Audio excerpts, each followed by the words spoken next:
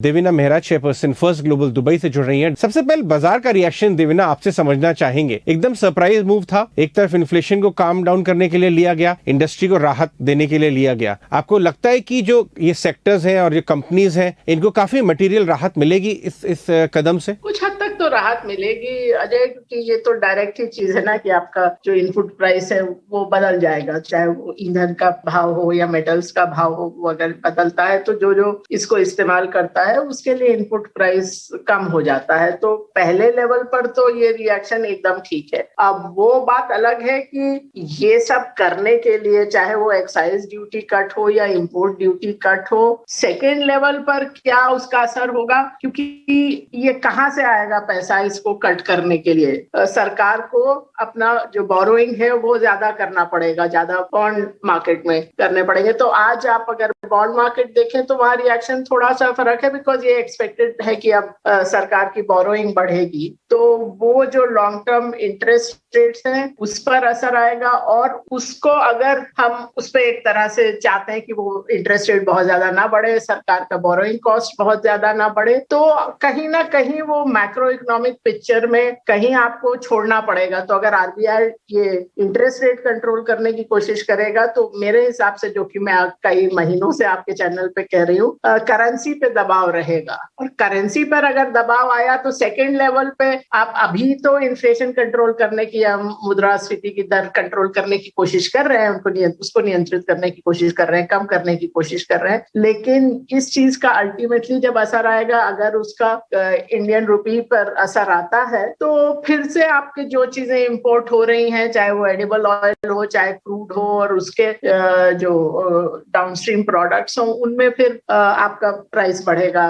तो हो सकता है कि सेकेंड राउंड में फिर से इन्फ्लेशन आए, ये भी हो सकता है। देवीना, आपके हिसाब से एक मार्केट पार्टिसिपेंट और बाजार के रिप्रेजेंटेटिव होते हुए आप क्या देखना चाहेंगी सरकार से, गवर्नमेंट से बूस्ट करने के लिए जो मेजर्स आपको लगता है बाजार पसंद करेगा? ऐसे समय में एक तरफ ग्रोथ की भी उतनी जरूरत है जितनी इन्फ्लेशन को काबू में करने की है। हमने पहले भी देखा है गवर्नमेंट ने ग्रोथ को प्रेसिडेंस दी है फिस्कल डेफिसिट के सामने। तो अगर उसी तरह का मैसेज जाता है तो क्या आपको लगता है बाजार वेलकम करेगा उसको? अब तो मेरे ख्याल सरकार जो कर सकती थी एक तरह से कर दिया है। अब उसके अतिरिक्त हम लोग चाहें कि सरकार कुछ और करेगी बाजार के लिए या इवन ग्रोथ के लिए, वो थोड़ा मुश्किल नजर आता है, क्योंकि फिस्कल डेफिसिट जैसा कि आपने बोला पहले भी सरकार ने उसको ऊपर जाने दिया। ये सब मेजर्स जो आएंगे उसके कारण वो और ज्यादा ऊपर जाने की आशंका तो बढ़ी जाती है।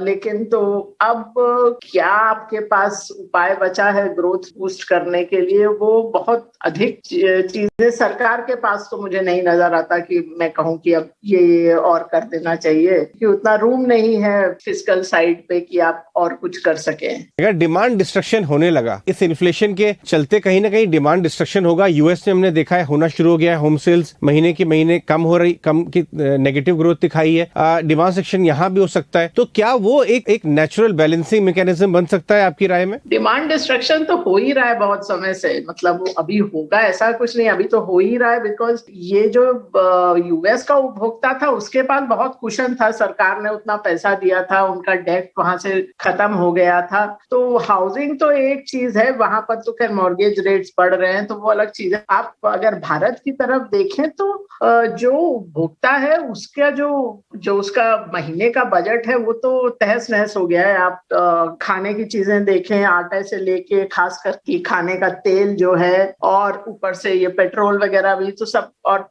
बाकी सब चीजें भी। आप इस बार अप्रैल का नंबर देखें तो एक साल में क्लोथिंग का जो आइटम है वो 10% ऊपर गया है, बिकॉज कॉटन का भाव दुगने से ज्यादा हो गया है, सिंथेटिक टेक्सटाइल भी ऊपर चले गए हैं। तो हर तरह से जब आप जो चीज आपकी रोज की जरूरत की चीजें हैं उनका दाम इतना बढ़ जाएगा तो बाकी चीजों में आपके पास खरीदने के लिए पैसा नहीं रह जाता है। तो जो वो चीज तो आप इवन पिछले साल आप देखें तो टू व्हीलर सेल्स 10 साल के सबसे कम वॉल्यूम पे हैं, मतलब 10 साल का आप सोचिए किस लेवल की हम लोग बात कर रहे हैं। आप कार्स में देखें चाहे रियल एस्टेट में देखें, आप देखेंगे कि जो अपर इनकम वाले लोग हैं उनके लिए जो प्रीमियम चीजें हैं वो बिक रही हैं, प्रीमियम कार्स बिक रही हैं, प्रीमियम घर बिक रहे हैं, पर उसके नीचे बिल्कुल कुछ भी नहीं बिक रहा है। वहां बिल्कुल ग्रोथ नहीं रहा है और वो इन्फ्लेशन इतना बढ़ने से पहले ही वो हालत हो रही थी। इवन एफएमसीजी कंपनीज में देखें तो वहां भी आपको पता है कि प्राइस बढ़ता है तो वॉल्यूम घट रहा है, तो वो प्रॉब्लम तो है ही। तो ये मतलब कोई बहुत ही आसान स्थिति नहीं है सरकार के लिए या आरबीआई के लिए भी एक तरह से मैनेज करने के लिए, क्योंकि